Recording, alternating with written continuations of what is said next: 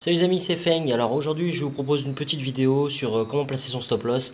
C'est une question qui revient vraiment régulièrement, donc j'ai décidé de vous faire une petite vidéo pour vous en parler. Et donc je vais vous montrer en quelques minutes comment placer efficacement votre stop loss et comment réagir par rapport à vos pertes. Donc comment placer son stop loss.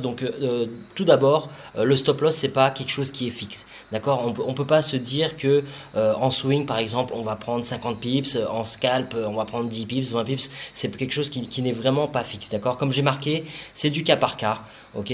En gros, chaque setup est différent, si vous êtes en swing, forcément il y a des moyennes, on va dire qu'en swing, par exemple, on peut dire que le stop loss, il va de 50 à 100 à 150 pips, d'accord, donc selon votre objectif.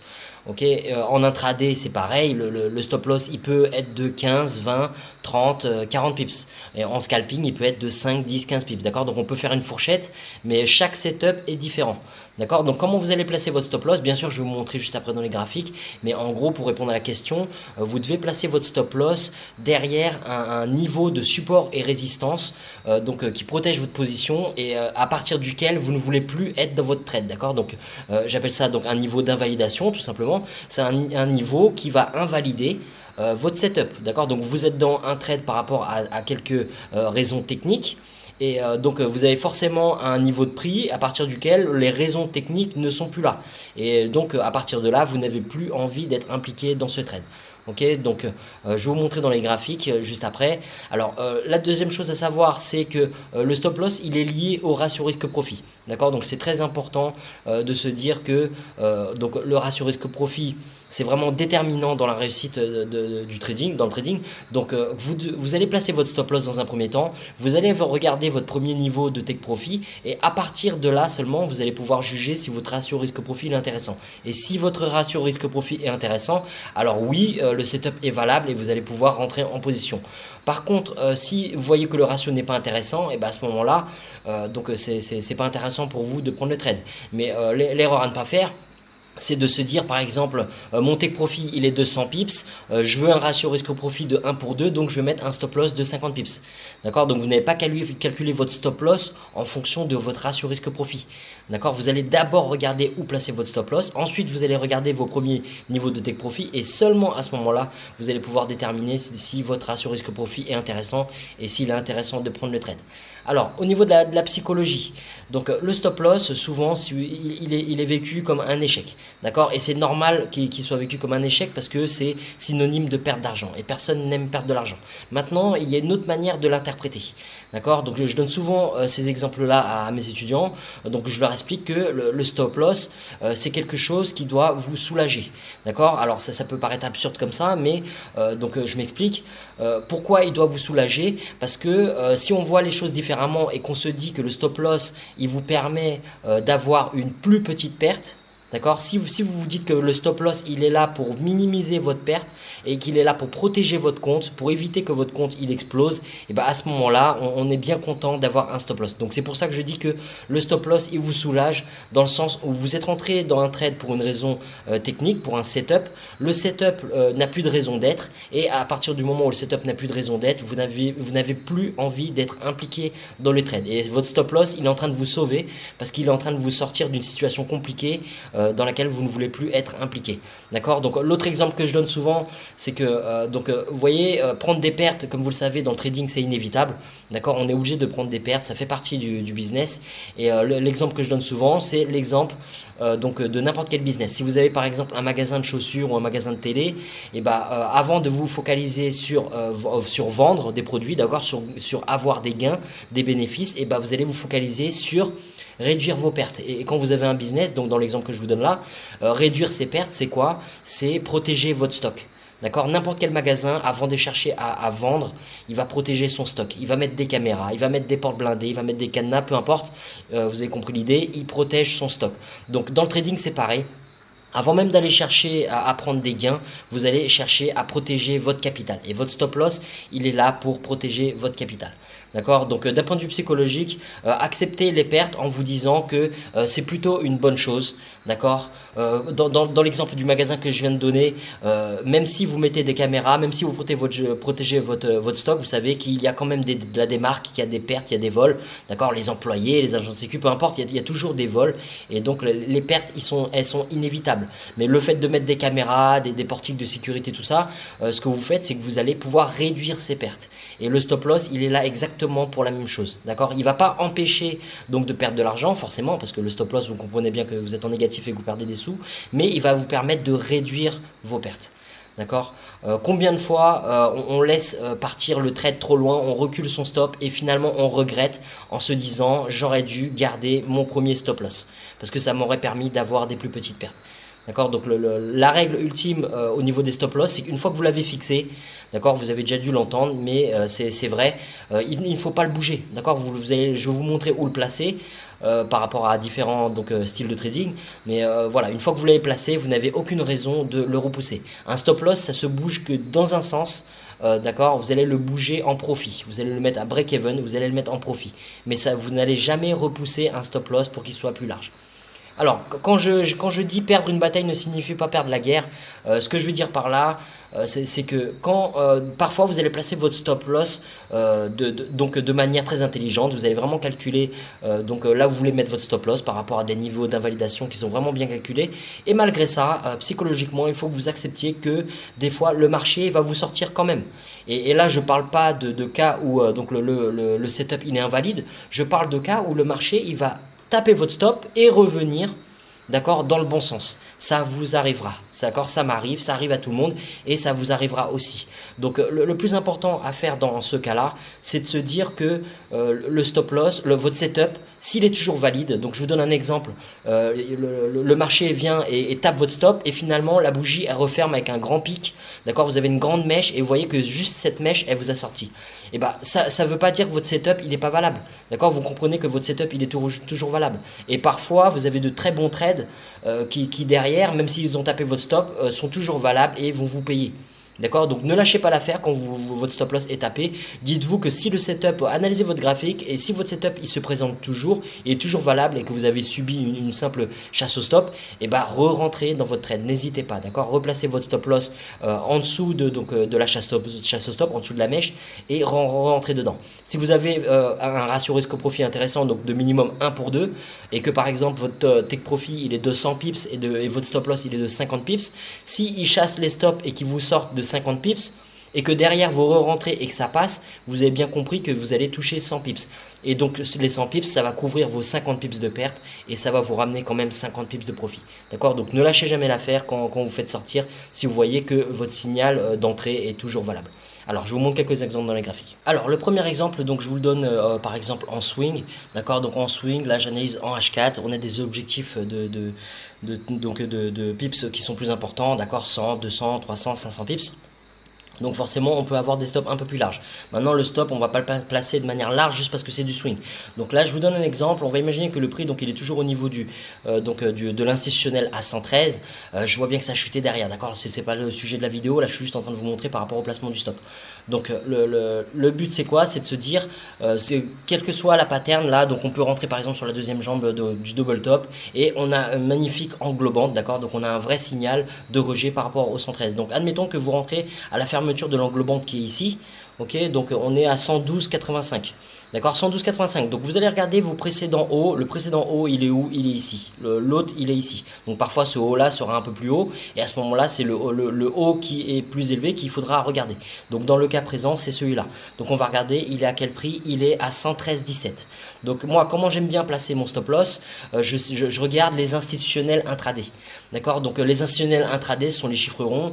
Et donc en général, vous pouvez regarder sur YouTube, j'ai fait une vidéo là-dessus. Les institutionnels intraday, ce sont donc tout ce qui est 0,0, 20, 50, 80. D'accord? Et donc là, on voit bien que si le haut il est à 113,17, le plus proche en termes d'institutionnel, c'est quoi? C'est 113,20.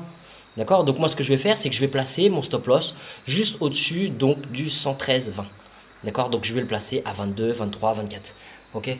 Donc là, on va prendre un exemple, on va dire 24. L'entrée, elle est à combien? elle est à 85, bon on va arrondir à 84, d'accord, ça va être plus simple. Donc on va dire le stop loss il est de 40 pips. D'accord, le stop loss il est de 40 pips. Et donc au niveau du take profit, le premier take profit, parce que bon après ça sera le sujet d'une autre vidéo, comment chercher vos take profit, analyser votre price action. Mais donc là, donc attendez, je place le stop loss, voilà. Donc le premier take profit, quand on part d'un institutionnel à 113, et ben c'est le prochain instit tout simplement. Le prochain instit il est à 112, d'accord, donc ça fait 100 pips. Sauf qu'on est rentré où? On est rentré à 85, 80, 84. Ok, donc le take profit il est où? Donc il est sur l'instit au niveau du 112, le premier take profit du moins. Et donc là on voit bien qu'on a un ratio risque profit de 2,15, d'accord, donc on a 85 pips de TP, 39 pips de stop loss, donc c'est intéressant, d'accord, c'est un setup qui est intéressant. Et donc dans le cas qui est là aussi, ce qui est intéressant, c'est que vous voyez, on a une englobante ici, on a un rejet aussi, donc à la limite on aura même pu rentrer dès le départ sur le rejet qui est ici, avec un take profit toujours au même endroit. Et le stop loss, toujours au même endroit, parce que vous voyez, donc le haut il était ici, 113,13, mais bon, je l'aurais mis quand même derrière l'instit à 20, donc je l'aurais mis à 22, 23, 24. Et là, on voit bien qu'on ne serait pas sorti. Alors là, c'est magnifique, on ne sort pas, mais comme je vous ai expliqué juste avant, on va imaginer qu'ici, ils vous font un méga pic et qu'ils vous sortent. Quand vous voyez derrière que le prix finalement il est rejeté et qu'il repasse en dessous du 113 et qu'en plus vous avez un nouveau signal avec cette englobante, et ben c'est à ce moment-là qu'il faut reprendre l'entrée. D'accord, vous allez perdre vos 40 pips de stop et derrière vous allez gagner vos 80 pips de take profit. Donc vous allez récupérer de votre perte et en même temps gagner derrière. Et je vous montre un petit exemple en intraday. Alors, je vous montre un dernier petit exemple donc pour ceux qui tradent en intraday. Donc là, vous voyez, je vous ai trouvé un bel exemple sur NZD-USD. On va imaginer, donc, bon, c'est valable sur toutes les paires. Hein. Donc là, vous voyez, j'ai dessiné un bloc de contrat. On a vu une hausse et puis le prix, il est rejeté sans cesse, d'accord, par rapport à ce bloc de contrat. Et j'ai oublié de mettre aussi, donc il y a un institutionnel. Voilà, vous voyez, il y a un institutionnel à 0,68. D'accord, donc on a eu une cassure, on a un retest et maintenant on a un rejet au-dessus du 0,68. Et on a des patterns ici, donc vous voyez le marteau qui est ici, ça peut être votre point d'entrée. On a l'englobante qui est juste après aussi. Ok, et là on a encore un marteau et encore une englobante, donc ça fait beaucoup. Il y a pas mal de signaux d'entrée, donc que vous rentriez là ou là. En gros, où est-ce que vous allez placer votre stop loss? Donc comme je vous ai dit juste avant, vous allez protéger votre trade en mettant votre stop loss derrière donc des gros niveaux de support et résistance qui s'ils sont cassés, et ben, vous ne voulez plus être dans le trade. D'accord, donc en gros, qu'est-ce qu'on a comme support et résistance qui peut nous protéger? On a le 0,68, d'accord, on a l'institutionnel tout simplement. Donc on va imaginer qu'on rentre là, ok, à 68,06. D'accord, donc 68,06, on va pas mettre un stop loss de 6 pips juste en dessous de l'instit. Surtout qu'on voit, comme vous voyez ici, ils ont piqué l'instit quand même, d'accord. Donc ça serait dommage de mettre un stop loss aussi court et de se faire sortir tout simplement parce qu'il y a un pic. Donc là on voit bien que ça décolle, mais des fois ils vont venir, ils vont piquer 15 fois et parfois plus profondément avant de décoller. D'accord, donc mettre un stop loss juste en dessous de l'instit, c'est vraiment trop risqué. On a un bloc de contrat certes, mais donc on veut quand même placer au minimum. Alors la première chose à se dire, c'est je veux mettre mon stop loss en dessous de ce pic. D'accord, en dessous de l'instit, en dessous du bloc de contrat, en dessous de ce pic. Maintenant, donc je vous ai rajouté les points pivots. Ce qu'on peut faire aussi, c'est de placer en dessous du point pivot. D'accord, on peut placer en dessous du point pivot. C'est aussi un niveau de support résistance important. En plus, c'est le pivot journalier. D'accord. Ensuite, donc au niveau du pivot, vous voyez bien qu'il y a un pic à ce niveau-là. Ok, donc vous voyez que le pivot il a été piqué un peu. Donc vous pouvez le mettre juste un petit peu en dessous. Un petit peu en dessous de ces pics là, un petit peu en dessous du point pivot. Donc là, on a vraiment tout ce qui nous protège. On a le bloc de contrat, on a l'institutionnel à 0,68. D'accord, on a le swing qui est là. Ok, maintenant on a un point pivot et on a le swing les deux swings, les deux rejets qu'il y a eu là. D'accord, donc si on met le stop loss à ce niveau-là, on a pas mal de niveau de protection. Maintenant, pour vous montrer, j'ai rajouté également donc un Fibo. D'accord, j'ai mis un retracement du Fibo en partant de là jusque là, d'accord, et on voit bien donc les niveaux de retracement 62, 70, 79. Et donc si vous voulez rajouter une couche encore à votre protection, vous mettez juste en dessous du 79. D'accord, donc on va dire par exemple 67, allez 90. On va arrondir donc à 90. D'accord, donc si on met à 67,90 et qu'on est rentré à 6, ça nous fait quoi? Ça nous fait un stop loss de 16 pips. D'accord, 16 pips. Le take profit, donc on regarde les institutionnels intraday. Donc là, bon, on n'est pas censé savoir que ça décolle, mais comme je vous ai dit juste avant, les institutionnels intraday, c'est 20, 50, 80, 00. Donc là, si on rentre à 6, d'accord, on ne va pas prendre comme TP 20. D'accord, on va voir au moins celui d'après. Celui d'après, c'est combien? C'est 50. Donc 50, c'est où? 50, bah 50 c'est là, d'accord? 50 c'est là, et vous voyez le prix il s'est retourné, et c'est pas anodin, d'accord? C'est pas innocent si le prix il s'est retourné à ce niveau-là, d'accord? Donc si vous avez, donc vous mettez votre premier take profit aux alentours de l'instit à 50, ok? Ou même au niveau du point pivot, vous avez le point pivot où vous avez le 50. Donc en gros, on rentre à 6, bah, on a quoi? On a 44 pips de stop, de take profit. Donc on va regarder maintenant, notre point d'entrée, on avait dit, donc il est là, ok, il est à 6. Non, là j'ai mis à l'envers, pardon. Donc en achat, on rentre ici à 6. Le take profit, il est à l'instit intraday à 50. Ok, prévoyez un pips de moins toujours ou deux par rapport au spread. Ça serait dommage parce que là, vous voyez, par exemple, si vous le mettez à 50, votre take profit, il y a des chances qu'il ne touche même pas votre take profit et qu'il se retourne parce que à cause du spread. Ok, donc ce que vous faites au niveau du stop loss, on a dit quoi? On a dit juste en dessous du 79. Ok, juste en dessous du 79. On avait dit quoi? 15-16 pips à 90. Voilà. Vous voyez, on a un ratio risque-profit de 2,77. C'est excellent. Ok, vous pouvez en perdre des trades comme ça. Vous pouvez avoir un taux de réussite négatif. Vous allez quand même gagner de l'argent. D'accord? Donc c'est ça le plus important. Maintenant, si vous voulez vraiment protéger votre position encore plus, bon, bah, il y a le swing qui est ici. Voyons voir, est-ce que le ratio risque-profit est toujours intéressant? Si on le met là, bah oui. Vous voyez, même en mettant votre stop loss ici, le ratio, il est toujours de 1 pour 2 en visant les 50. Et encore derrière, ça aurait pu aussi aller plus loin. En manageant son price action, on aurait pu faire attention. D'accord? Bon, après, on le coupe à quel moment? Ça, ce sera le sujet d'une autre vidéo. Le price action vous indique de sortir, de toute façon, ok? Mais voilà, donc là, en gros, si vous mettez votre stop loss ici, vous avez bien compris, vous avez l'institutionnel à 0,68 qui vous protège, vous avez le bloc de contrat, vous avez le point pivot, vous avez le niveau de Fibo, donc les swings qui sont là, là, et le swing qui est là. Donc en gros, si le prix, il casse tout ça et il ferme à ce niveau-là, est-ce que vous avez encore envie d'être dedans? Certainement pas. D'accord? Donc vous pouvez dire merci à votre stop loss de vous avoir sorti à ce moment-là parce que si le price action a cassé tout ça, d'accord, c'est que les vendeurs ils sont en force et vous n'avez plus envie d'être dans votre setup. D'accord? Votre setup c'est un rejet donc par rapport au bloc de contrat, par rapport à l'institutionnel. Donc vous voulez voir le prix décoller pour ces raisons-là et si le prix ferme ici, toutes ces raisons-là ne sont plus valables et vous n'avez plus envie d'être dedans. Voilà les amis, j'espère que cette petite vidéo vous a plu, j'espère que ça va vous aider donc dans votre trading de tous les jours. Je vais bien sûr en faire d'autres aussi, notamment donc comme je vous ai dit sur le placement du take profit et voilà. Allez, bonne semaine de trading à vous.